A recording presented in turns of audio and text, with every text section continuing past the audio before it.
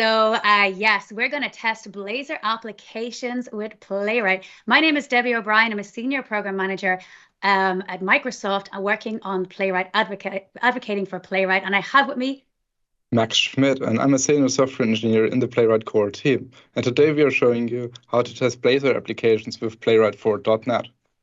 And that's us running in Berlin because we get so much time to do sport because our tests run so fast. Am I right? Absolutely. Okay, so for those that don't actually know what Playwright is, Max, how would you define Playwright?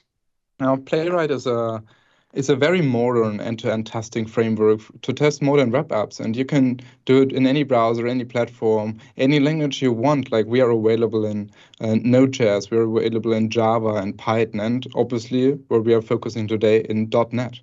And any browser. What does it mean, Debbie? It means like we are available in Chromium, in Firefox, and WebKit. So for Chromium, this means you can use us in Microsoft Edge, you can use us in Google Chrome, and any Chromium-based browser. So you can test Android applications, you can test WebView 2 applications, and you can test also Opera and so on. For WebKit, for example, yeah. If you're on a Windows computer, you can test WebKit Safari, right?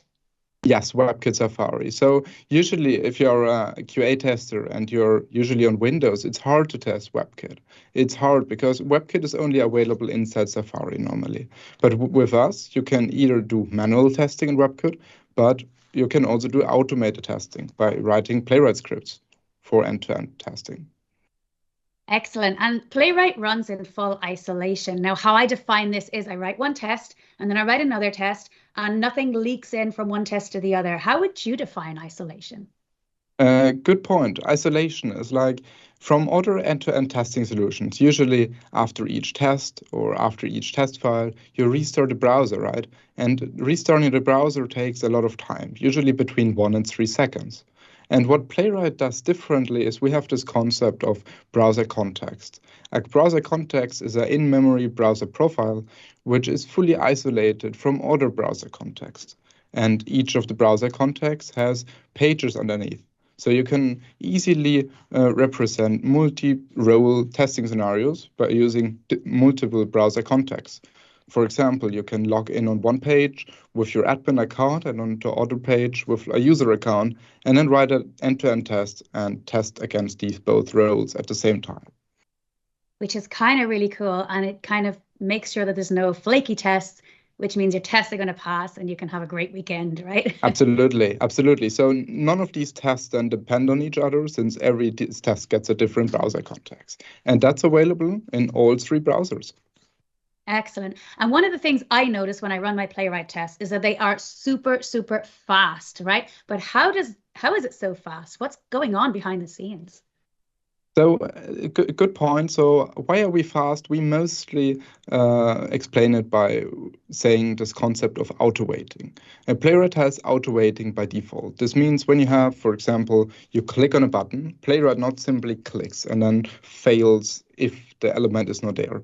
Playwright essentially performs a variety of different steps. So first, for example, we wait until the element is there. Then we make sure that the element is visible, that the element is stable, which means it's not running any animations or something like that. We make sure that the element is clickable in the end, and we also make sure that the button is enabled. And all these steps will perform until the timeout is reached, so you don't have to rely on time.sleep like compared to other solutions. That's cool. Less work to do. Tests run parallel, run super fast. Everything is fantastic. And we also have very powerful tooling. Now, I'm going to share my favorite tooling, which is my favorite feature is CodeGen. Max, what do you think of CodeGen?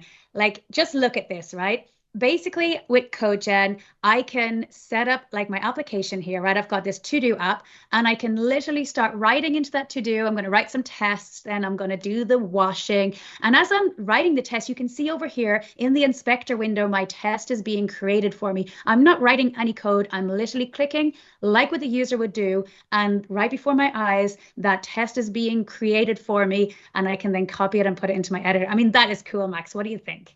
Definitely. So you don't have to worry about finding the right selectors. It will all automatically generate it for you.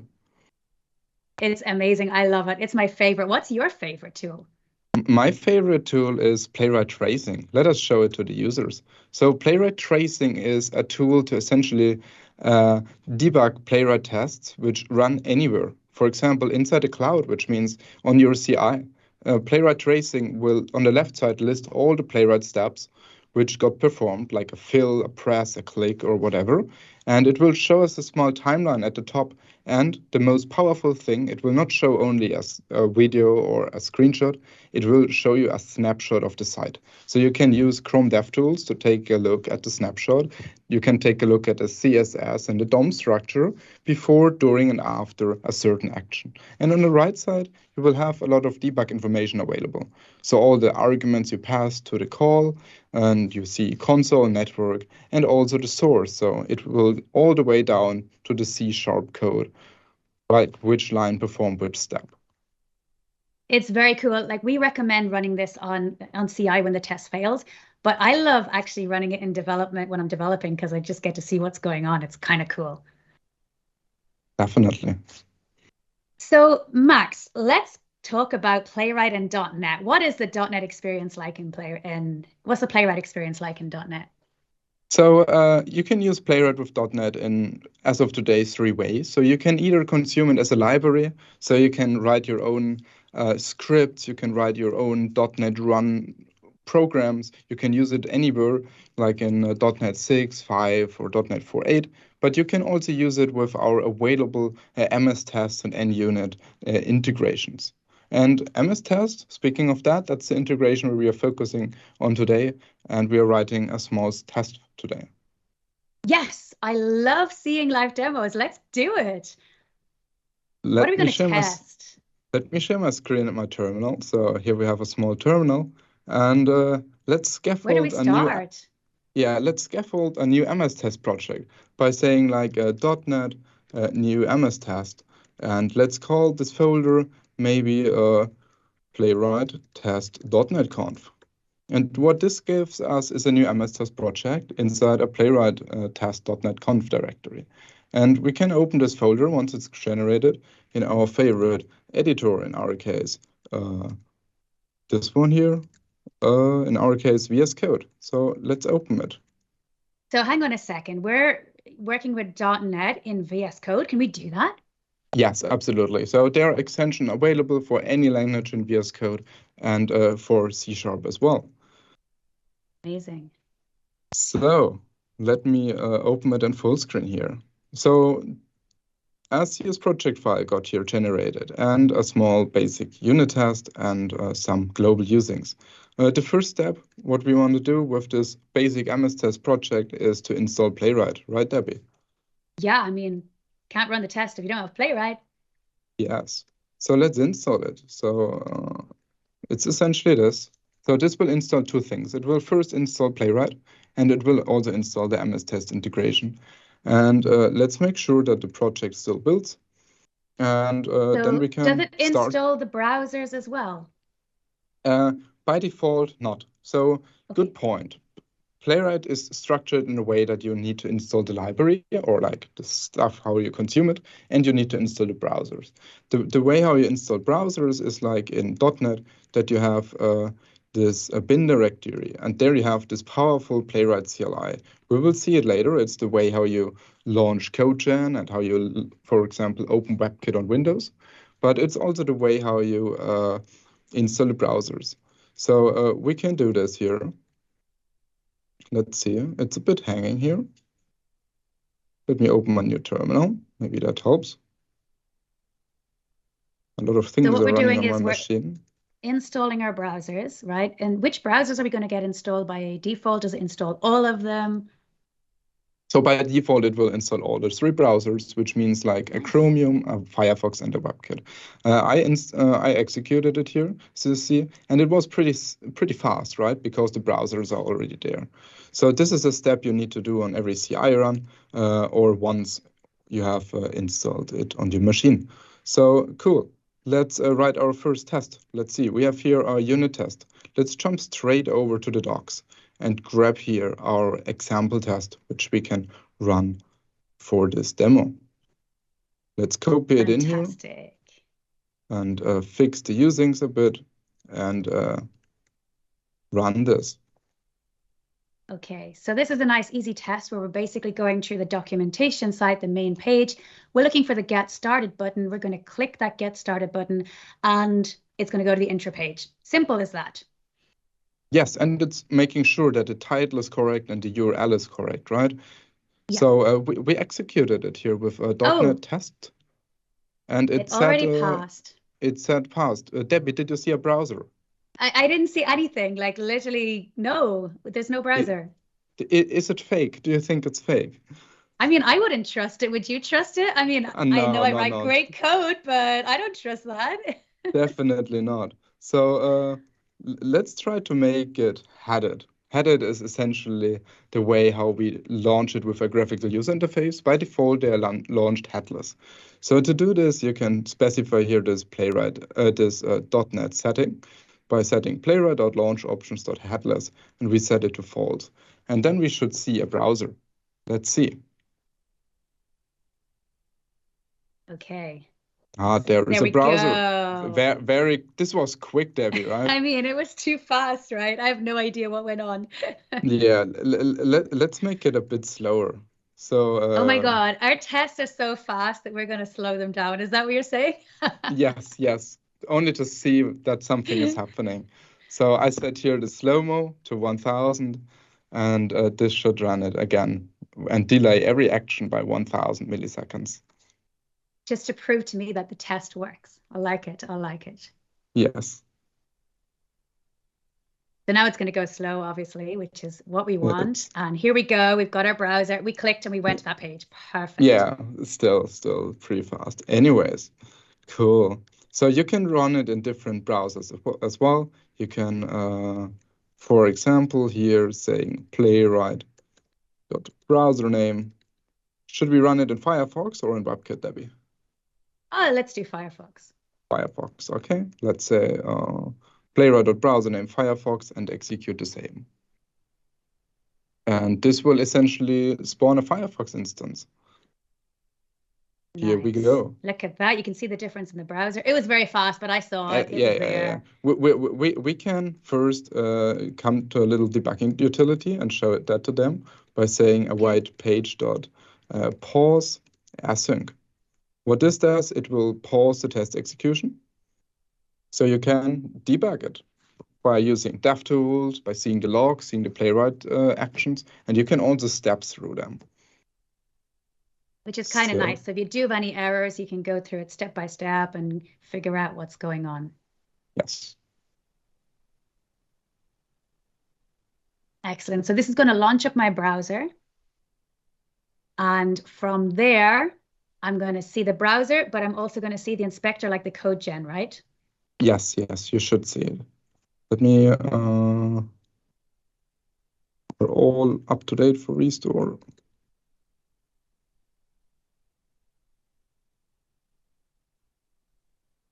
And would this be considered your most favorite debugging way? Because there's a couple of ways, right? We've got page.pause, but we also have the PW debug.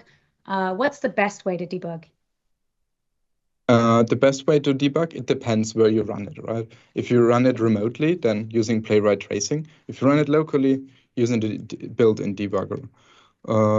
Let me remove it with Firefox. And yeah, Firefox is normally a little bit slower than Chromium. Okay, so we're going to open this up and we're going to debug it. And well, we don't need to debug it because the test passes. And if this is not going to launch, then we'll go straight in and create a test. Because I'd like to see CodeGen in action, even though I showed the video, but I want to see us actually build something. Yes. So it seems like .NET has some problems here with launching. This might be all of this live stream software running on my machine. Let's try to jump straight into CodeGen, Debbie. Okay, so I want to create a new test.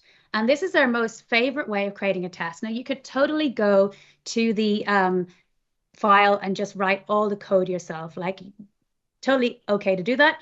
But if you use CodeGen, it's just going to save you a lot more time. It's going to make your life more easier, and it's going to help you choose the right selectors. So you don't have to think like, which one am I meant to use? Which one is the best one? Because CodeGen will give you all that for you out of the box, right? Yes, yes. So to launch CodeGen is the same as how you install the drivers. Let me maybe unplug this external monitor, then it should be probably a bit faster. See, live coding, this worked so well 10 minutes ago. And you live code and look what happens. Always fun. Okay, so we're going to try again to launch CodeGen. And yeah, new terminal. And here we go. So yeah, we can launch CodeGen, and you can choose between the different, between the library, right? And between NUnit and MS Test. Am I right? Yes, you can.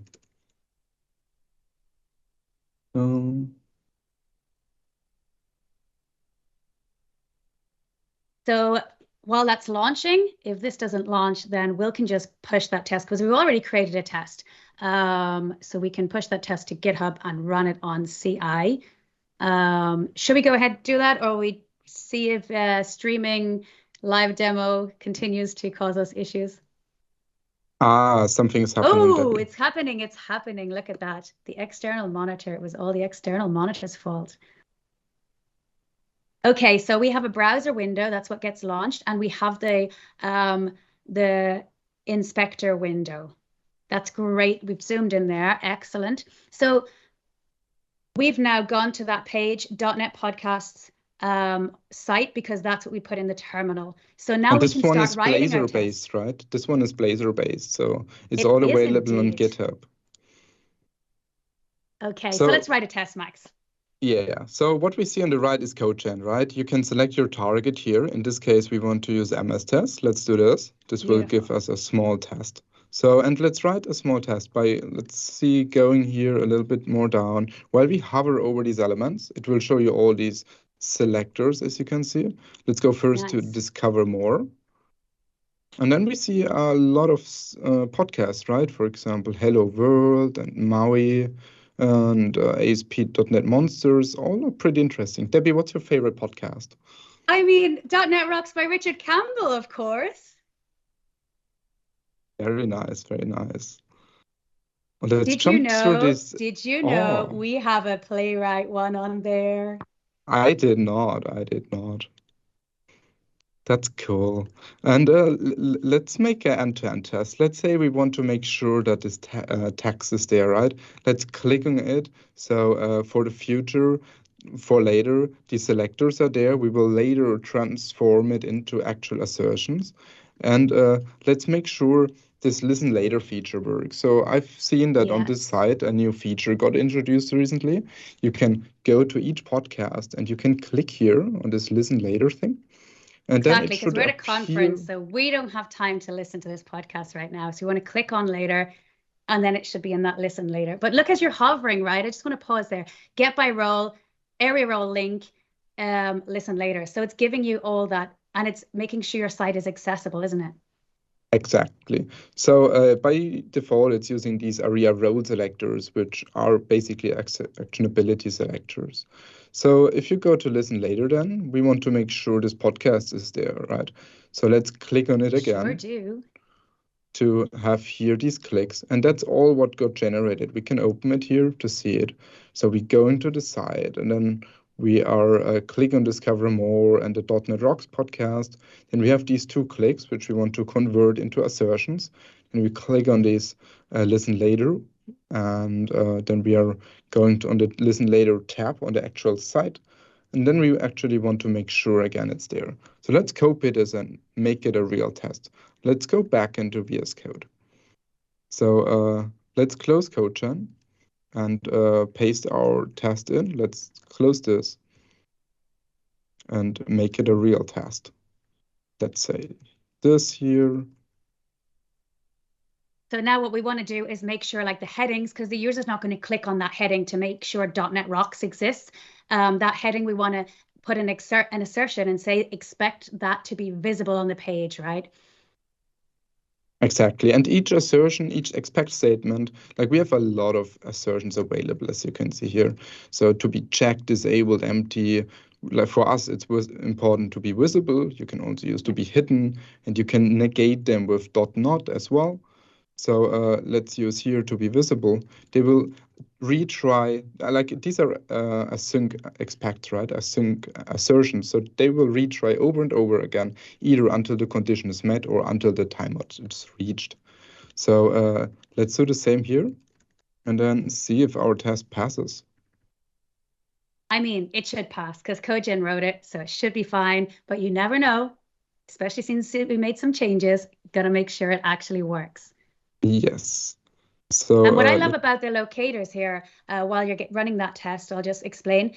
We had like get by role headings, so it was very easy for us to go over the headings to make those an assertion. We know that the link, that's a click event, so we leave that one. So it's really easy to kind of modify those tests. And for someone new to testing, this is such a great way to get started. it is. So you never have to worry about these selectors. They are all generated for you.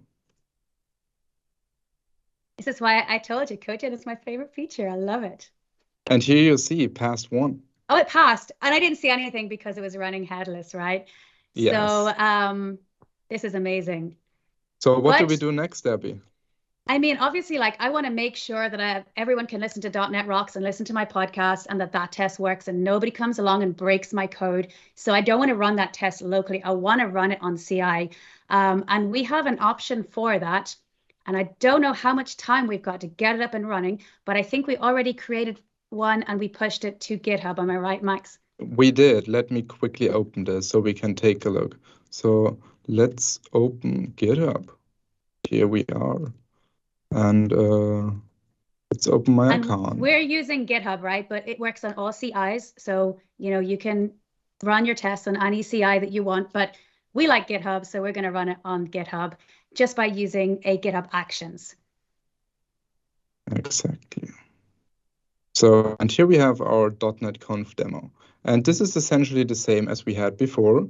We have our unit test one, and it's essentially the same script. But what we added is like we first pushed it to GitHub, and the second is we added a GitHub action. And the GitHub actions are placed in the .github workflows folder. And here we do what we did before. We install the browsers and we run the test with .NET Test. And this means for every commit to your main branch and for every PR, it will run the tests. And these are like best practices you want to have inside a modern web application. So here you see it, test, and passed one. So if this test failed, you'd actually be able to go in here, see the log, and be able to kind of say, right, I'm not going to accept that pull request because that test failed. And yeah, then it's a lot easier to make sure that, nobody's going to break your site, right? Exactly. Once you change your Blazor site, then this GitHub check, they call it, will go red. And you can set up branch protection rules to not allow, for example, red status checks before merging them. Excellent. I mean, Playwright has everything. I think it's just an absolutely amazing tool to help you test your Blazor applications. And I think that's pretty much all from us. Am I right, Max?